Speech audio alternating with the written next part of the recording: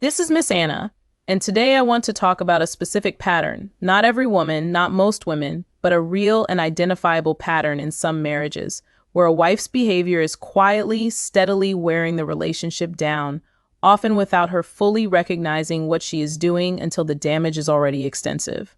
I want to name this clearly because vague conversations about marriage struggling do not help anyone. Specific patterns are useful.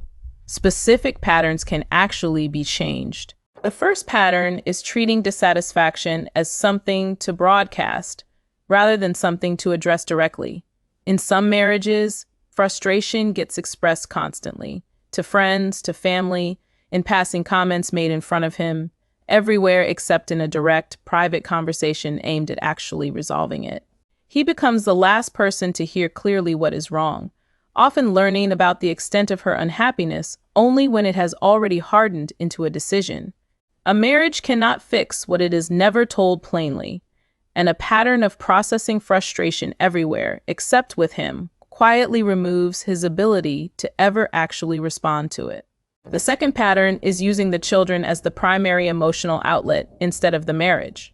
In some marriages, especially once kids arrive, a wife's emotional energy shifts almost entirely toward parenting, which is understandable and often necessary in the early years.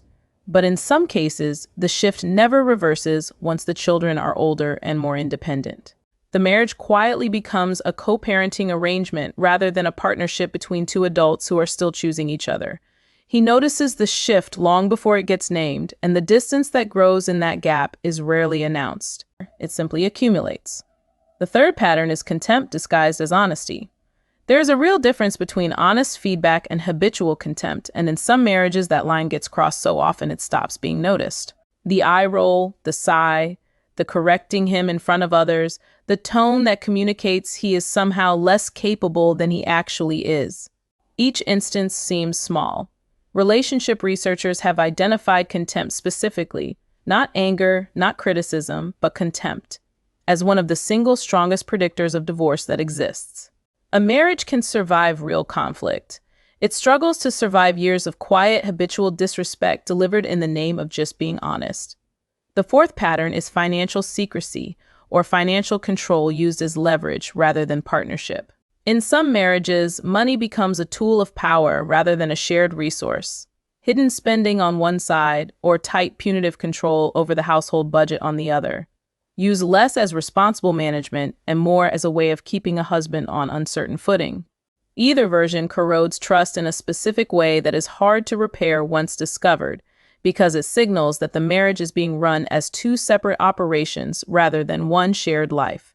The fifth pattern is comparison, openly or implicitly measuring him against other men, other marriages, a version of a husband she has constructed from friends' relationships or from what she sees online, rather than seeing the actual man in front of her clearly. Nobody survives a permanent audition against an imagined standard.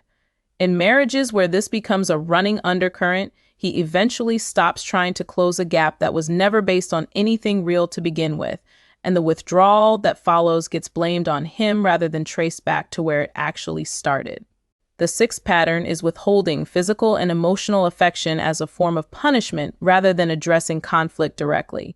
In some marriages, disagreements do not get resolved through conversation. They get resolved through distance, a period of coldness that ends only once he has sufficiently made amends, whether or not he fully understands what he is making amends for. This teaches a marriage to run on silent punishment instead of honest repair. And over enough years, it teaches him that conflict is something to avoid entirely rather than something to work through together, which quietly kills the kind of honest engagement a marriage actually needs to stay alive. I want to be clear about what this list is and is not. It is not a claim about women generally. Most wives are not doing most of these things, and plenty of marriages struggle for reasons that have nothing to do with any of this at all, including things the husband is doing that deserve their own honest accounting. This is a description of specific, identifiable patterns that do real damage in the marriages where they show up, and naming them clearly is not an attack on women as a group. It is exactly the opposite, an attempt to give the women who recognize themselves in any of this something concrete they can actually change, rather than a vague feeling that something in the marriage is not working. If you recognize your marriage in any of these 6 patterns, the fix rarely starts with a single dramatic conversation.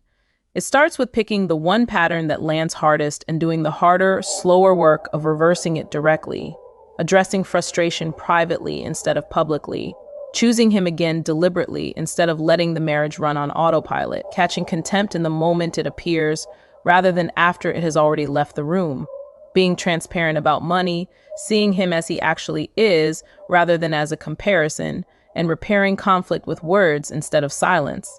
None of that is easy, and none of it happens overnight. But a marriage that is actively naming and correcting a real pattern has a far better chance than one where the pattern simply continues, unnamed, until neither person fully understands anymore how the distance between them got so large. I want to hear from the men watching this. Which of these 6 patterns, if any, do you recognize in your own marriage, and has it ever actually been named out loud between the two of you? Tell me in the comments. And to the women watching who recognize something here, one honest question. Of the 6, which one would be hardest for you to actually change, and what is stopping you from starting there anyway? This is Miss Anna, and I will be back with more of what nobody else will say. Subscribe if you are ready to keep hearing it.